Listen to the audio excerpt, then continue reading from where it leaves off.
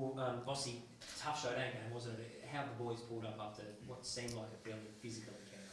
I was very physical. I think the pressure rating in itself probably highlighted just how much contested ball there was in the night.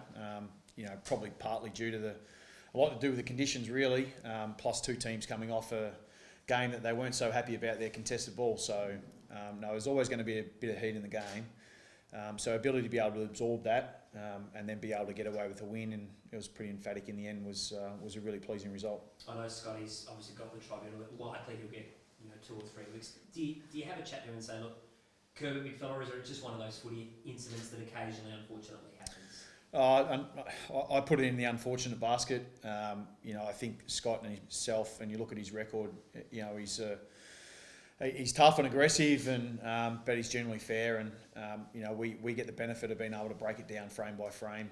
But we're asking our players to go out there and play tough and hard, and every contest on its merits. And there is occasions where it doesn't go right. We obviously hope that the player's okay and gets over the concussion pretty soon. But what that means for Scotty is he goes to Tribunal, and we wait to find out what that verdict is. And your guess would be as good as mine. We obviously hope for the best, but we also understand that whatever result that comes our way, that we're prepared to take at the same time. You touched on it there, Vossy, but for everyone sort of sitting behind an anonymous Twitter account that is questioning Scotty's character, what can you tell us about the man himself and the way he goes about it? Scooter's, he's in some ways a bit of a gentle giant, really. He's a great character. We feel he, clearly brings a genuine hardness to our group and brings a presence to our group, but he's largely unassuming otherwise. And reading sort of the comments that were made, I think we all take the stance that it's pretty pathetic and gutless, and it's fantastic that he was able to call it out. Making those comments in the shadows, is clearly not acceptable, and I think we're all in that space now where we all think the same thing. So this is just a bigger issue than what's probably Scott's going through right now, and it's something we need to address quite urgently as a society, really. Has the club got a policy on that, whether it be calling it out publicly or even just letting someone internally know that you've been copying it online? Has the club got any sort of policy in that area? Well, we actually had not because of what happened on the weekend, but we've already sort of had a bit of a social discussion around that and social use and how it's used. And look, I think we acknowledge that as part of being a public figure, if you're on those platforms, there's an element of negativity that can come your way. So if you choose to be on those, then you're a chance to receive some unwarranted feedback at times. But I think we also understand that there's a genuine line. In this case has been fairly severely breached, and so look, I don't know what necessarily action that we can take, but whatever we can, we'll follow through pretty strongly. In European soccer clubs, I think probably it's almost the collective did a week, or they did a blackout of their social media. Do you think the AFL should maybe take a similar stand in a way, or send a message? Well, I think we're at this point in time, what seems to be available to us, we're taking it. And again, what I would say is that it's probably a much bigger issue than even just as we sit here within the AFL. I'm really pleased the way that our players approach it. They make themselves accessible, but there's just a point of where it's just unacceptable. And it's certainly gone down that path. And from an AFL perspective, obviously the Players Association, I must say, as well. I know it's well and truly on their agenda, and it's something that will be continued conversation moving forward. Sorry, Vossy. Hey, that was the most important thing I said. Yeah. And you missed it. Not going to get any better than that. That's right. The exact same thing. I would play it back.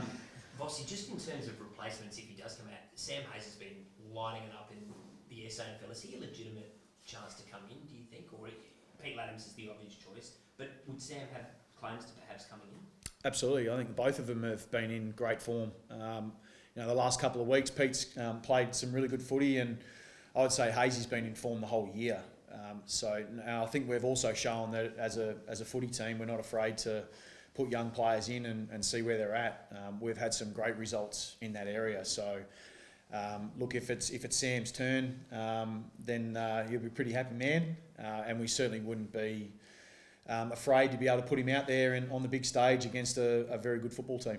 Voss is a genuine tap ruckman who's probably further ahead out of the two, the likes that you have. They bring different things. So I know they play ruck position, so it's quite easy to say, well, that's the same position and requires the same things. But Pete is more competent, is a genuine competent ruckman, but his real strength is when the ball hits the floor and almost becomes another midfielder for you. And I guess Sam's a little bit different in that he's got some genuine pure ruck ability where he gets his hand to the footy and can direct it really well and gives his mids first look. So they've got quite different strengths, and in time, hopefully we get to lean on both of them. What do you about the Doggies? I mean, as a proposition, they're just about the best midfield going around. They're so good. That task this week is going to be huge. It's a massive task. Then their midfield runs really deep. It's almost like they've got a team full of midfielders that can roll through there, and they obviously value versatility as well. So, just the sheer ability of them to be able to get the ball and how much of the ball that they get is going to be tough to manage in itself. To just sort of focus on that though would be doing a disservice to some of the other things that are going quite well for them. Their key position players are, providing a great presence up forward for them and are tough to beat right now. But that last quarter where they were able to just get control of the game and Bontempelli stood up and they were able to just will themselves over the line and they really overrun Carlton in the end. So to beat any good side requires a genuine four-quarter effort. You just don't win these games, in minutes. It takes, when you've got momentum, maximise. When they've got it, try and minimise. The Showdown probably not too dissimilar on the weekend. We had our moments in the middle part of the game. They had their moments. We were able to maximise. But when they had theirs, we minimised, and that was probably the difference in the game. Dan obviously had his scans a little bit earlier. Have you got any wording? He hopefully still might play this week? No, nothing's changed on that front in terms of the actual diagnosis of the injury itself. We know it's an AC that has to be managed. So it's a bit of a difficult one because, it'll be something that we are actually managing. So we'll just, and then it becomes down to pain tolerance and just what he can get through. Obviously didn't get through on the weekend, so we've still probably got to assess that. We'll do more of that tomorrow. Do you think Tom Fleury was a bit stiff to not win the Showdown medal? I know Ken kind of alluded to it yesterday. Well, look, we handed in our Coaches Association votes and we went with Cluz as the 5. And I think Boki wouldn't mind me saying that he's won enough awards, so he's got plenty and doing quite well in that area. But I don't think Boki would mind me saying that Cluz was a pretty important player on the day. And when you value who he's against, I mean, you're essentially playing in the form against the form forward in the competition. To be able to nullify his influence, but then have such a significant one, was a fair weighting in the way that we looked at the game, and was a pretty significant contest in the context of the game.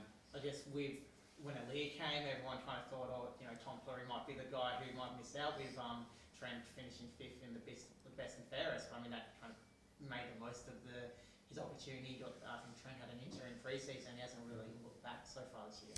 Yeah, I think what we try not to do is just make assumptions, because what you'll end up doing is just putting people in and pigeonholing people and labelling where they go and who fits with who. But in the end, how they work together and the form that they're in has a significant weighting on where you go to next. And we were talking about Hazy before, and his potential available this week to play his first game. I mean, that's a very live possibility, and he's come from a long way back. He's been developing ruckman. He's had his injury troubles, and he's really built his form over the course of the year to put himself in this particular position to be in the conversation. So we don't make those sort of assumptions. The season is long. It can be quite big and can throw up a lot of curveballs. Voss, you're a big student of the game. You've got one of the most decorated careers. I saw you in the rooms with a Guernsey, which was great. South Australian media generally behind it. What have you made of all the brouhaha that's come since? I found it interesting, but no, I don't think you'd be misled outside of the intention was to show our support of the club and support of our people, and that's where it started and that's where it ended. There's been long conversations around it. For us, it's about probably parking that conversation and let the powers to be have those conversations now behind closed doors. But clearly, as you can tell, the prison bar is a very symbolic thing for our football club, and we're sort of keen to make sure that it has representation for us moving forward, and those conversations will be had, and it won't be let go, but it certainly is for us time for us to move on. Is there a danger because it is such an emotive issue for Port Adelaide, and it seems to spark so much debate that it becomes a little bit of a distraction in the pursuit for a premiership this year? No, well, I don't. If distractions means that you're actually following through on what you believe in, then that's a worthwhile distraction to have. We're pretty strong on our culture, our background, our heritage, and we're keen to stand for that. So that never becomes a distraction. But for us, if you've got a cause that you can roll in behind and really believe in, to me, that's as a player you want to play behind that. So for us, it's a significant piece for us, but at the same time, we know we've got a job to do. So it wasn't a distraction before the weekend. It's not going to be a distraction for us moving forward. Whose idea was it? I can't recall, to be honest with you. Maybe Chris Davies had a little bit to do with it, but no, the boys got him right in behind it. I thought it was a really strong show of support for our footy club and our people. I wanted to ask you about Lockie Jones. He's running around out there, which I imagine is quite positive for the club to see. Is he far away? Not too far away. I don't have the exact round that we're expecting. We're hoping sort of before the bye that he might be a chance. So in the next 2 or 3 weeks. So that's really positive.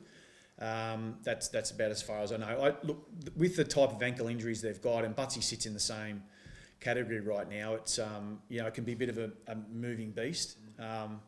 So not only they've got to recover from the actual injury itself, but we've also got to be wary of the symptoms and how it's responding to each session that they take. So certainly for him, he's progressing quite well.